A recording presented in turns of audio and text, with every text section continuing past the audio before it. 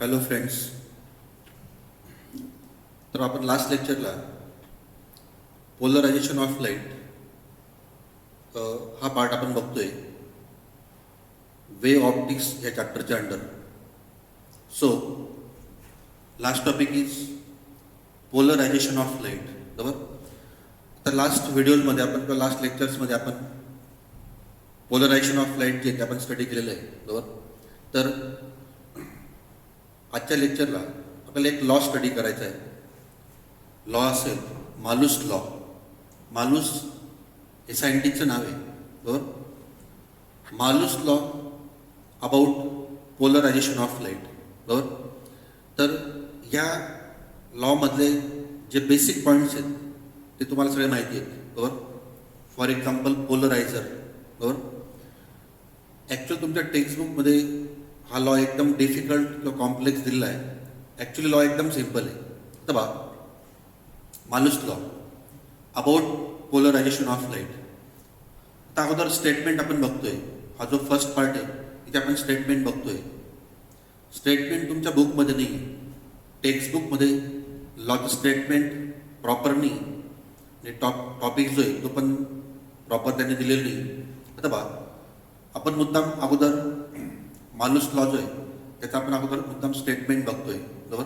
आता बा इथे आपण जर डायग्राम बघितली तर बा इथे हा असेल पोलरायझर किंवा पोलरायझर नंबर 1. इथे असेल पोलरायझर नंबर 2 असेल. आता टेक्स्टबुकमध्ये याला पोलरायझरच म्हटलं आहे. ॲक्च्युअल जर तुम्ही अजून अदर बुक्स जर बघितले तर actually this second polarizer also called as analyzer. बरोबर. तर याला ॲनालायझर पण म्हणतात. पण तुमच्या टेक्स्टबुकमध्ये या दोघांना त्यांनी पोलरायझर म्हटलं आहे. पोलरायझर नंबर 1 अँड काय पोलरायझर नंबर 2. ठीक आहे. तर बा आता पोलरायझर जे हे मी तुम्हाला बोललो आहे. What is the example of polarizer. की सपोज आपण गॉगल ग्लास घेतला. Goggle glass is example of काय polarizer. Nicol prism example of काय पोलरायझर. बरोबर. आपण लास्ट लेक्चरमध्ये ते जे एक सिंथेटिक आपण शीट बघितलं, सिंथेटिक प्लास्टिक शीट जे आपण बघितलं, it is also example of काय पोलरायझर. तर तुम्ही एक काम करा, तात्पुरतं एक्झाम्पल घ्या गॉगल ग्लास. बरोबर. आपण जो समरमध्ये गॉगल यूज करतो तो गॉगल तुम्ही इथे ॲज अ पोलरायझर म्हणून घ्या. समजा इथे आपण 2 गॉगल ग्लास घेतलेत ॲज अ पोलरायझर.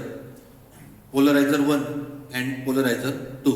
आता बा इथे जर तुम्ही बघितलं तर ही जी ग्रीन लाईन आहे, this green line or vertical line is called as axis, polarizing axis. बरोबर. मग हा जो पोलरायझर 1 असेल याचा हा व्हर्टिकल काय पोलरायझिंग ॲक्सिस.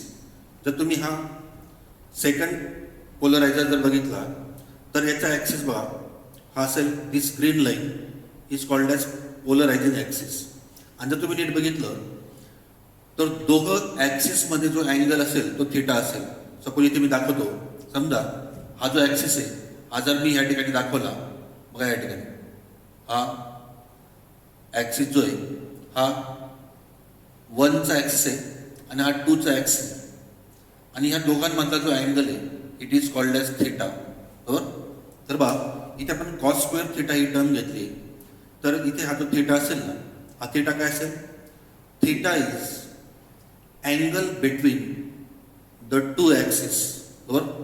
पोलरायझर 1 आणि पोलरायझर 2 दोघांच्या ॲक्सिसमधला अँगल काय असेल मग थिटा असेल. बरोबर. आता बा तुम्हाला एक सिम्पल एक्झाम्पल सांगतो. सपोज तुम्ही इकडनं जो लाईट इन्सिडेंट करणार तो असेल for example UPL unpolarised light. For example काय सनलाईट. अनपोलराइज्ड लाईट एक्झाम्पल काय असेल सनलाईट असेल. बरोबर. तर समजा या सनलाईटची इंटेन्सिटी समजा 100% आहे. Intensity of light is 100% initially. तर आपण पुढच्या पार्टमध्ये बघणार आहोत पोलरायझर नंबर 1 जो आहे याच्यामधून जर हा 100% लाईट पास झाला तर इकडे तुम्हाला इंटेन्सिटी मिळेल I1 बरोबर. तर ही तुम्हाला एक्झॅक्टली 50% मिळेल बरोबर. म्हणजे किती? Half of initial intensity. Initial जर 100% असेल तर आफ्टर पोलरायझर नंबर 1 मधून पास झाल्यानंतर तुम्हाला इंटेन्सिटी जी आहे ती 50% मिळेल बरोबर. आणि नंतर हा जो सेकंड पोलरायझर असेल याच्यामधून ज्यावेळेस हा 50% लाईट पास होईल त्यावेळेस तुम्हाला I2 मिळेल. तर हा जो I2 असेल ना तर याचा फॉर्म्युला वा I2 is directly proportional to cos square theta बरोबर. म्हणजे काय? हा जो थिटा असेल ना हा थिटा कोणामधला अँगल आहे? Theta is angle between two axis बरोबर. या दोघांच्या ॲक्सिसमधला अँगल काय असेल? थिटा असेल. आणि ती तुम्हाला 50% मिळाली तर मग I2 ची व्हॅल्यू किती असेल? The value of I2 depends on काय? थिटा. तर या दोघांमधला अँगल किती असेल? 0 असेल बरोबर. हा जो थिटा असेल ना थिटा जो आहे हा असेल 0 असेल, 90 असेल, 180 असेल, 270 असेल, 360 असेल बरोबर. म्हणजे the value of I2 depends on काय? Angle between the two axis of two polarizer. So I2 ही जी असेल intensity after second polarizer, this I2 is directly proportional to the काय? Cos square theta. And this statement this law is called as काय? Malus law. जर तुम्हाला कोणी Malus law जर विचारला तर डायरेक्ट फायनल पॉईंट सांगायचं. The intensity of light coming out of second polarizer is directly proportional to the square of the cosine of the angle between काय? To axis बरोबर. ही जी I2 असेल ना जर ही 100% असेल इथे तुम्हाला 50% मिळते तर I2 जी असेल हे तुम्हाला लेस दॅन 50% मिळेल किंवा एक्झॅक्टली 50% पण मिळेल किंवा 0 पण मिळेल. डिपेंड्स ऑन काय? थिटा. जर थिटा जर 0 असेल कॉस 0 1 असतो. थिटा 90 तर थिटा 90 जर घेतला तर कॉस 90 किती असतो? 0 असतो. So the value of I2 depends on काय? Theta angle between two axis. So this is called as Malus law किंवा लॉ मालूस. ठीक आहे. तर मग I2 proportional to cos square theta. आता आपल्याला हे पुढच्या पार्टमध्ये प्रूव्ह करायचं आहे. तर ॲक्च्युअल लॉ जो आहे तो एकदम सिम्पल आहे पण त्याचं जे प्रूफ आहे ते थोडं कॉम्प्लेक्स आहे. नीट समजून घ्या. आता बघा ही डायग्राम आणि ही डायग्राम बिलकुल सेम आहे. पोलरायझर 1 पोलरायझर 2 आणि 2 असेल बरोबर. आता बघा इथे आपण पोलरायझर जो 1 असेल याच्यावर आपण कोणता लाईट इन्सिडेंट करतोय?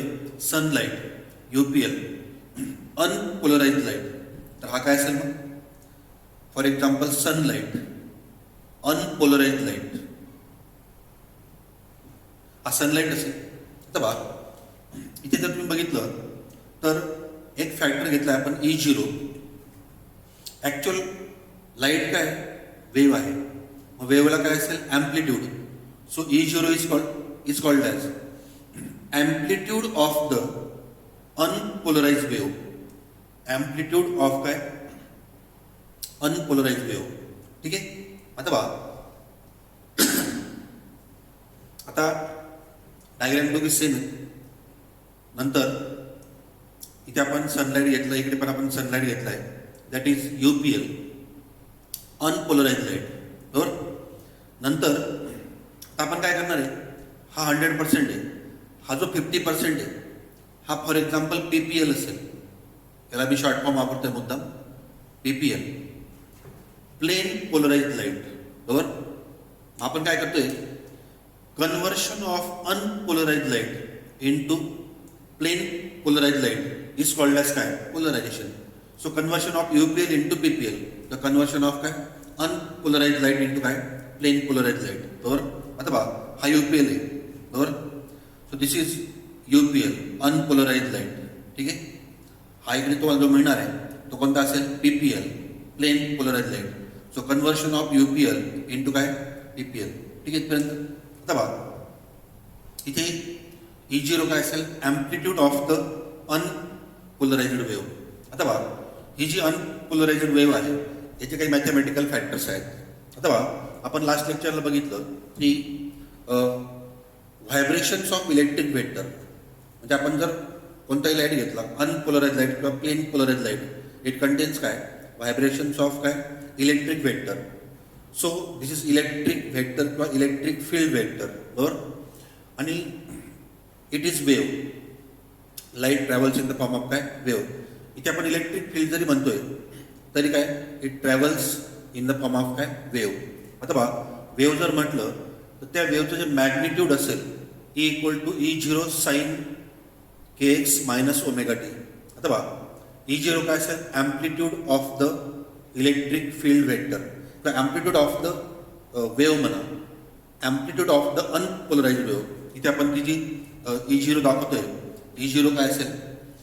इथे पहा सगळ्यात मेन पॉईंट हा आहे E0 amplitude of the unpolarized wave. E0 काय असेल? Amplitude of the unpolarized wave.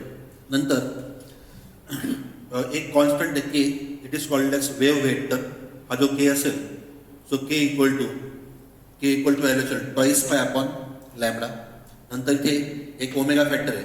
Omega is called as angular frequency. हा पार्ट तुमचा 11th झाला आहे की how to write the magnitude of the wave. ठीक आहे.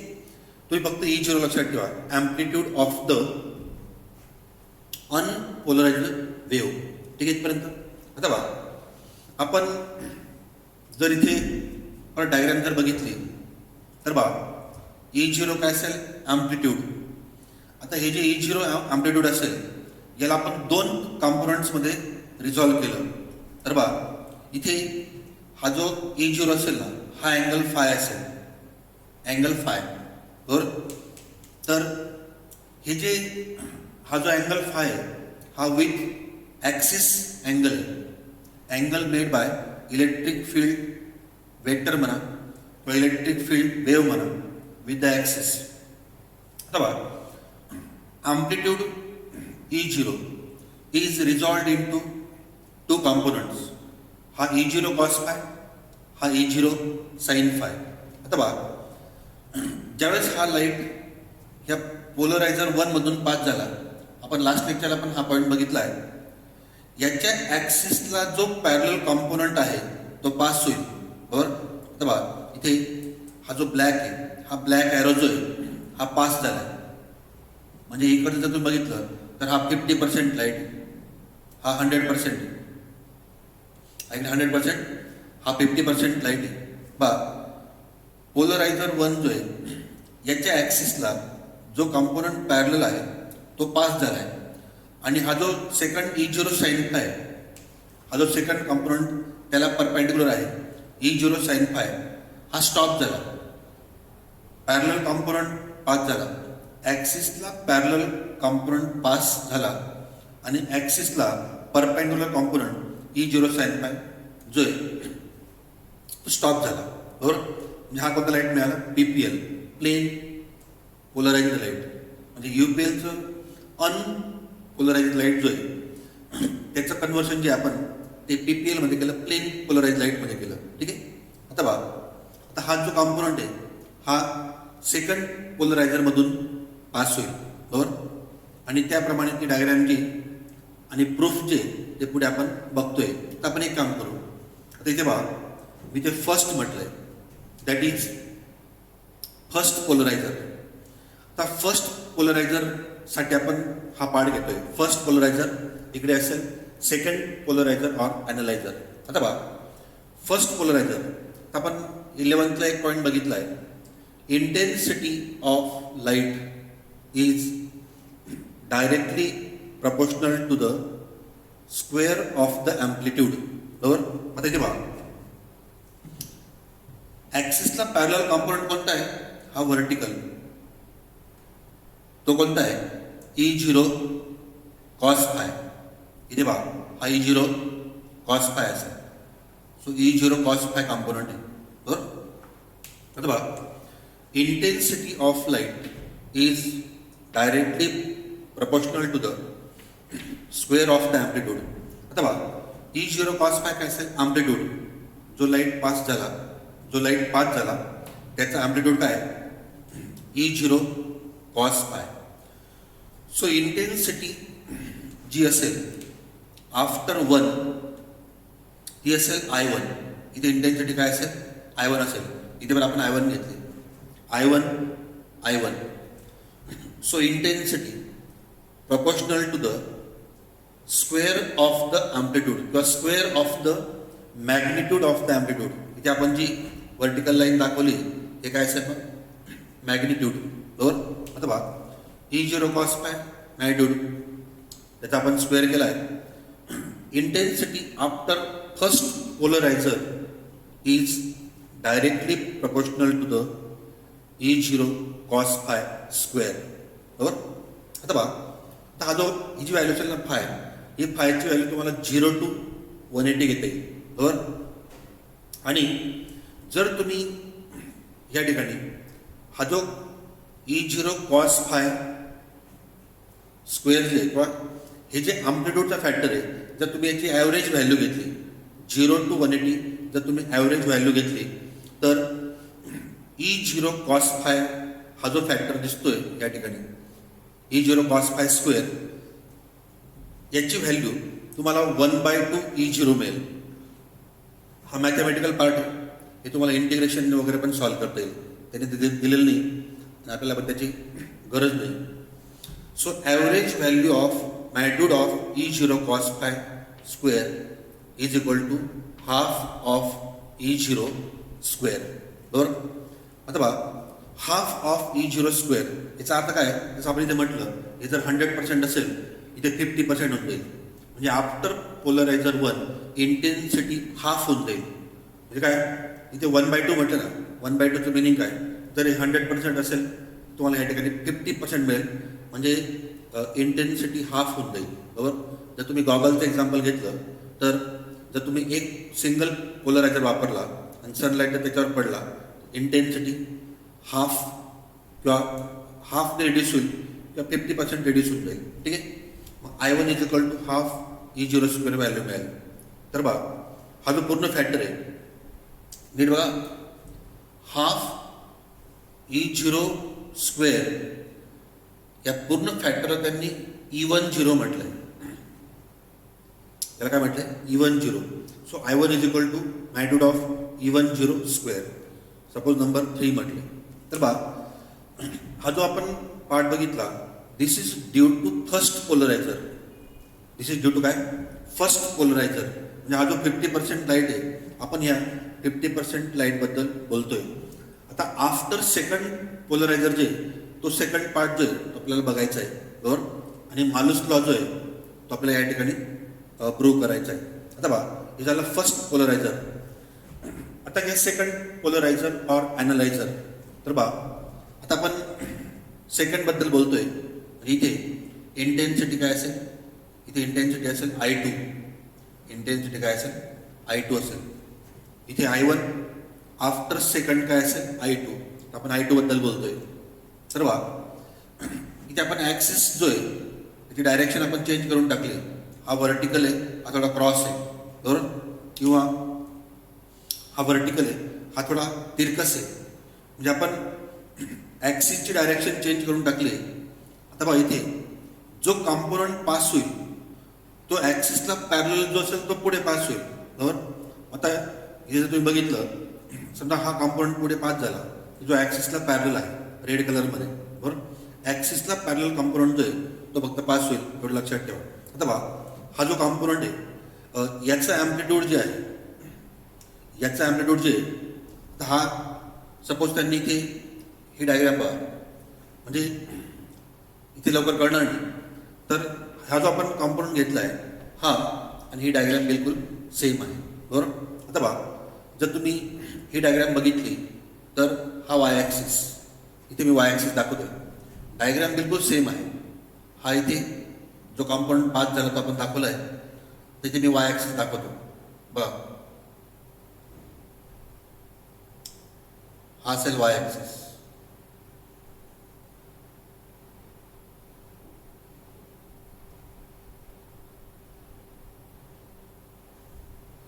हा असेल वाय ॲक्सिस, हा इथे वाय ॲक्सिस. बरोबर. नंतर हे असेल ॲम्प्लिट्यूड E10.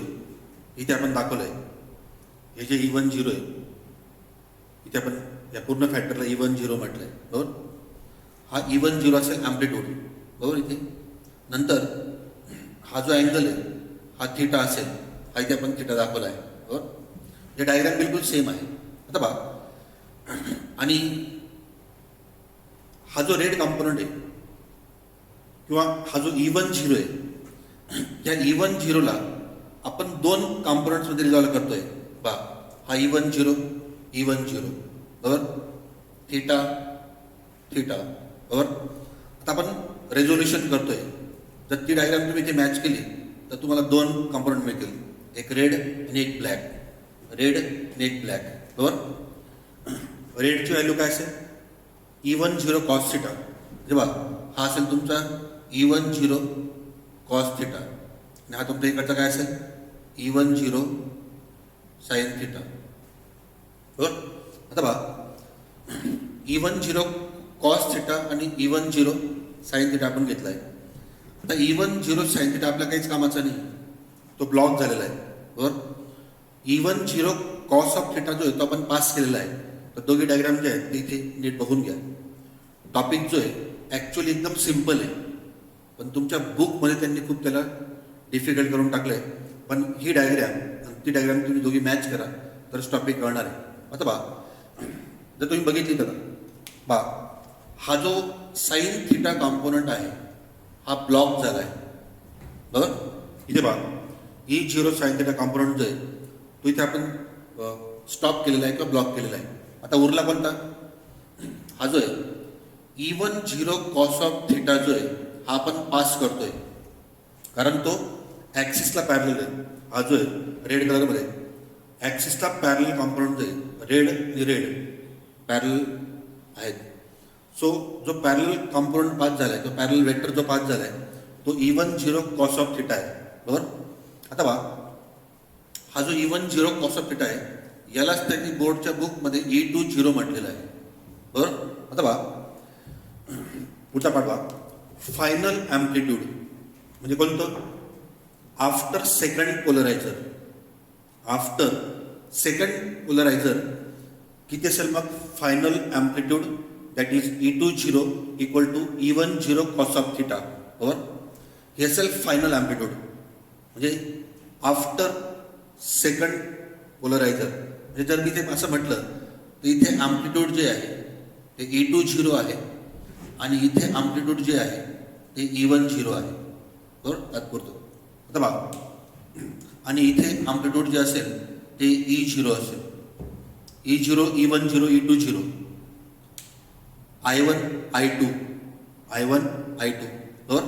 आता बघा, E10 साइन थिटा जो आहे तो आपण ब्लॉक केला आहे किंवा स्टॉप केला आहे. कोणता पास झाला?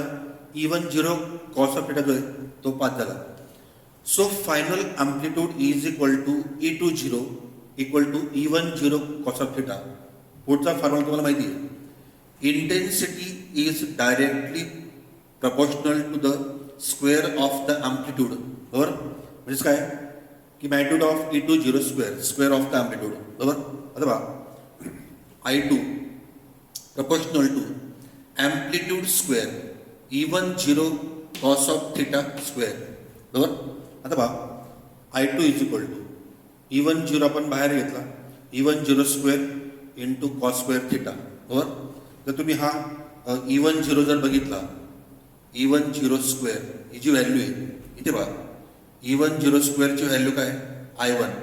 बरोबर. मग E10 जो आहे त्याच्या व्हॅल्यू आपण काय घेतली? I1. So the value of E10 square is I1. So I2 is equal to I1 cos square theta. बरोबर.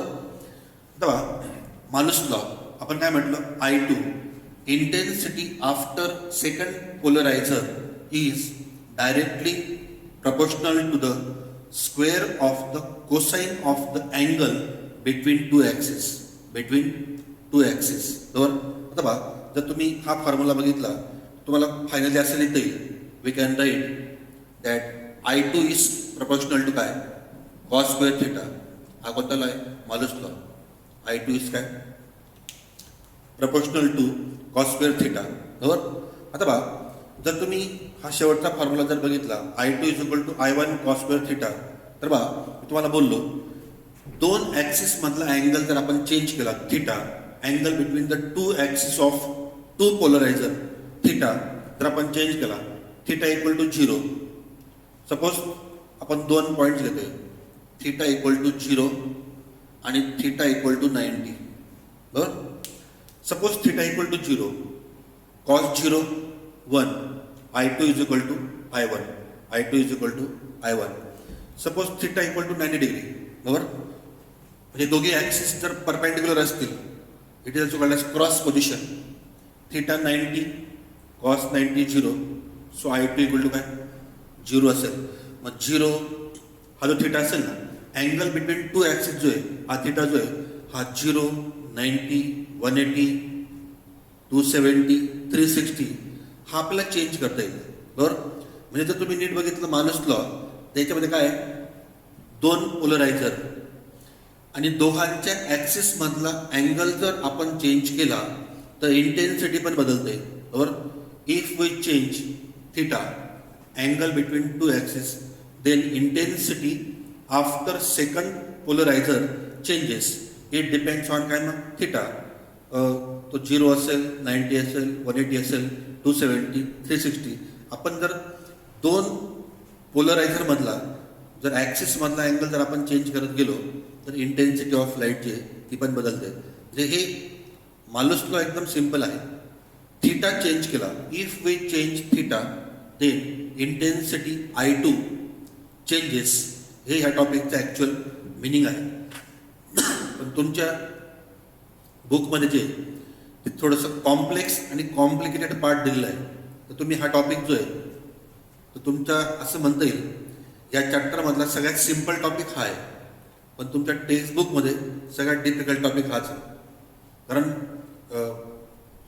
प्रॉपर जे ते त्यांनी मांडलेलं नाही आणि अनवॉन्टेड पार्ट त्यांनी खूप देऊन टाकलं आणि थोडंसं कन्फ्यूज होईल अशा प्रकारचा टॉपिक त्यांनी टेक्स्टबुकमध्ये दिलेला आहे. पण मी एक सिम्पल करण्याचा प्रयत्न केलेला आहे. बरोबर. जर काही डिफिकल्टी असेल तर तुम्हाला विचारता येईल. ओके. तर मग मालूस लॉ समजला, Malus law about polarisation of light. बरोबर. शेवटी एकदा आपण कन्क्लूड करतो, दोन पोलरायझर दोघांच्या ॲक्सिस मधला angle theta, if we change theta then intensity I2 changes. हा सिम्पल मालूस लॉ आहे. Intensity after second polarizer depends on angle cos square theta, but depends on angle theta. This is called as Malus law. Okay, thanks.